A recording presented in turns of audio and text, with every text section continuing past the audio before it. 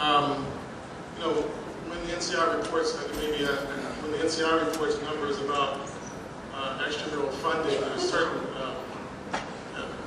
certain components of the portfolio that for some reason are often not included. So these figures also don't include these few mechanisms. But I think what most people are interested in RO1s are 21. These, at least in the U.S.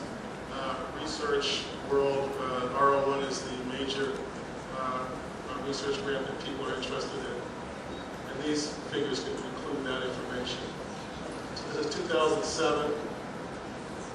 Grants, about $111 million. This is the intramural component of almost $7 million. Contracts in total of almost $122 million. All right, so now we'll start getting into a little bit of what this really is broken up into.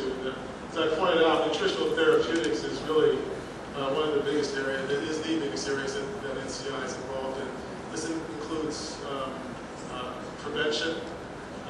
Includes aspects of symptom management, and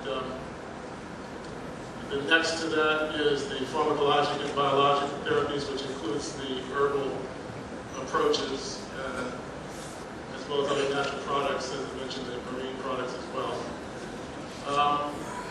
And alternative medical systems, which would include traditional Chinese medicine, is numerically one of our smaller components of the portfolio.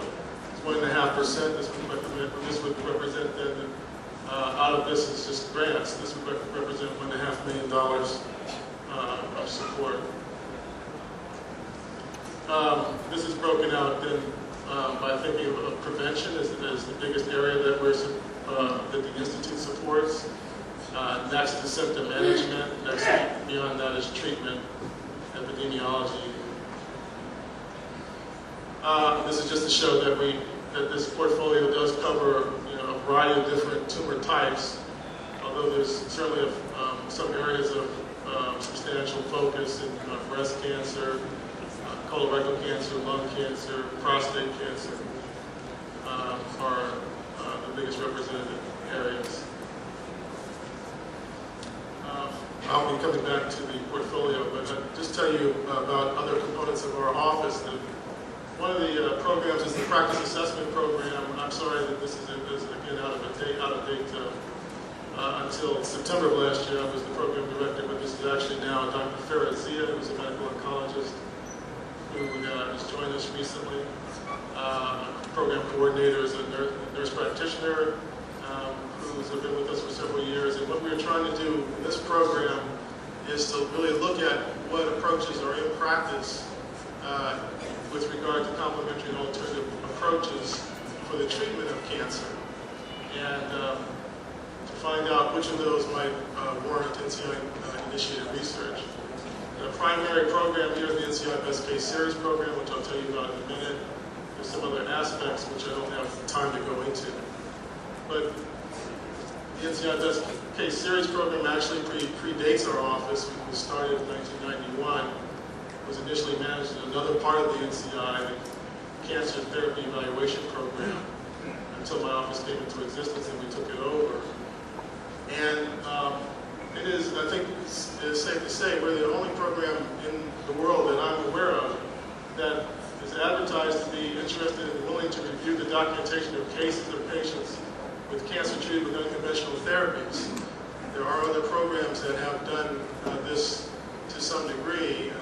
We've had actually meetings with other groups that have some interest in this area, but internationally or broadly open program for anyone in the world, the NCI Best Case Series program is available. What we ask for is documentation, which includes medical records, and then it goes to the level of primary source material, so that you must also be able to at least direct us to the medical imaging, so the radiographic films, the actual pathology slides to confirm diagnoses for patients that have been treated with unconventional cancer therapies, for which there is an objective response.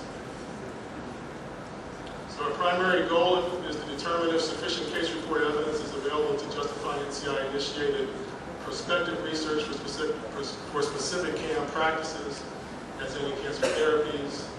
And so I think it's very important to indicate that there is no intent to make definitive assessments or statements about efficacy at this point. The goal is simply to identify things that warrant prospective research. The assessment of efficacy is a activity that comes out of prospective clinical trials. In the process of doing this, we've identified 3 approaches that we believe warrant NCI-initiated research. They're listed here, and we are proceeding with trying to initiate some activities in these areas, but again, I won't go into that in detail. Our communications and outreach program is about developing both content for NCI information components, like our website. We also are involved in supporting information for fact sheets and other summaries of literature, such as the NCI's PDQ program. And we do some data gathering, which is in the form of focus groups and surveys to look at the concerns and issues of both researchers and complementary and alternative approaches, as well as practitioners. This is the NCI annual report on complementary and alternative medicine. This is for fiscal year 2006. It just came out a few weeks ago, and it's available. Perhaps it's not yet available on our website, but it will be very soon available on our website.